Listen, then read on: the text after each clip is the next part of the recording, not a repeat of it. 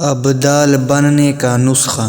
حضرت امام غزالی رحمۃ اللہ علیہ نے احیاء العلوم میں تحریر فرمایا ہے کہ جو شخص روزانہ یہ دعا 3 مرتبہ پڑھے گا اس کے لیے ابدال کا درجہ لکھا جاتا ہے۔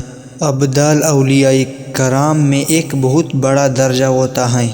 دعا یہ ہے: اللہم اغفر لأمت محمد صلی اللہ علیہ وسلم، اللہم ارحم امت محمد صلی اللہ علیہ وسلم، اللہم تجاوز عن امت محمد صلی اللہ علیہ وسلم۔